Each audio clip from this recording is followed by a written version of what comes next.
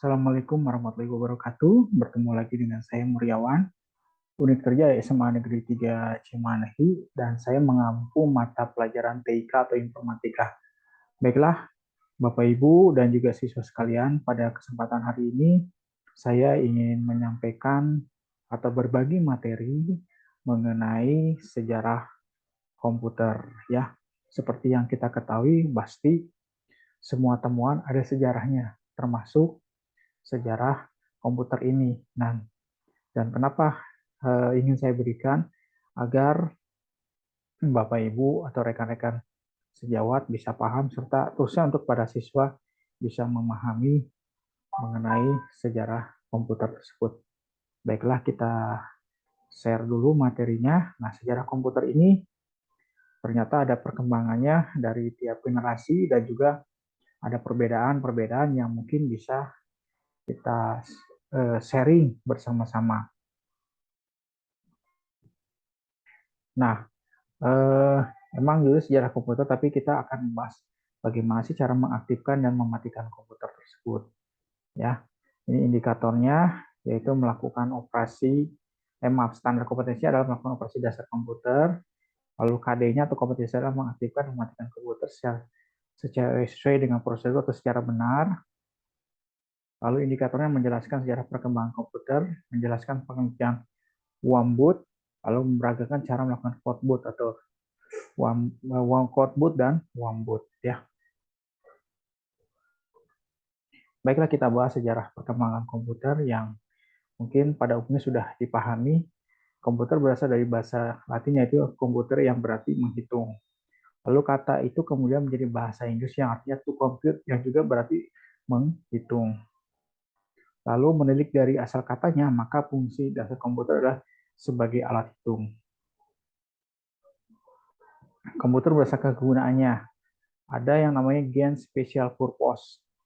Komputer yang desain untuk mengerjakan pekerjaan-pekerjaan khusus di pabrik-pabrik atau yang biasa digunakan di kegiatan tekstil atau bordir.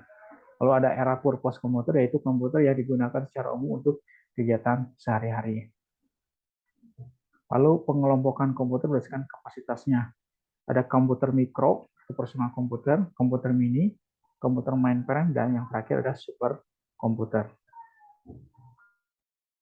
Nah, siklus pengolahan data komputer ada input, ada proses, lalu ada output. Ini tiga hal yang umum kita temukan dalam kegiatan pembelajaran komputer dan sudah menjadi baku untuk kita pahami. Lalu prosedur menghidupkan dan mematikan komputer.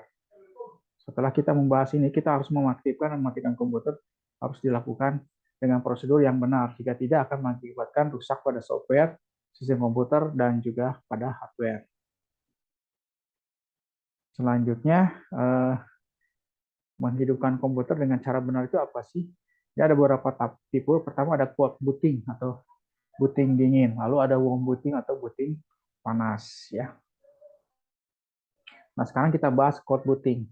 Pertama, pastikan semua kabel komputer sudah terpasang dengan benar pada port input atau outputnya dan pada power supply. Hubungkan kabel dan dari power supply ke stop kontak. Lalu hidupkan monitor, tekan tombol power CPU, tunggu proses booting sampai muncul tampilan desktop. Selanjutnya ada warm booting atau booting panas. Biasanya pertama kita lakukan shutdown komputer. Lalu mulai booting dari awal atau sebutnya dengan cold booting. Hampir mirip seperti cold booting. Pastikan semua program yang Anda gunakan sudah ditutup. Lalu klik start, biasanya berada di sudut kiri bawah menu pada desktop atau tunggu munculnya turn on toolbox. Pada bagian bawah menu yang muncul, pilih tombol turn off komputer atau logo merah dengan klik satu kali tombol tersebut, maka muncul kotak dialog pilihan. Nah, ini model versi Windows di bawah Windows 2003 gitu ya. Terus pada pilih dan klik satu kali turn off, tunggu beberapa saat, setelah itu komputer akan mati dengan sendirinya. Matikan monitor komputer dan stabilizer jika ada, dan cabut kabel yang terhubung dengan stop kontak atau sumber arus listrik. Selanjutnya, standby. untuk mengistirahatkan komputer, tapi komputer tetap hidup. Ada tune off, mematikan komputer total, restart, membooting ulang, cancel, membatalkan perintah untuk mematikan komputer. Nah, ini mah hanya semacam kuis saja, saya lewat saja. Ini juga soal yang kedua, dan ini ada soal yang ketiga, ya. Nah, demikianlah informasi yang bisa saya sampaikan. Mudah-mudahan bermanfaat buat Bapak Ibu semuanya dan juga seluruh para siswa agar pembelajaran ini bisa berjalan dengan optimal. Terima kasih atas perhatiannya. Wassalamualaikum warahmatullahi wabarakatuh.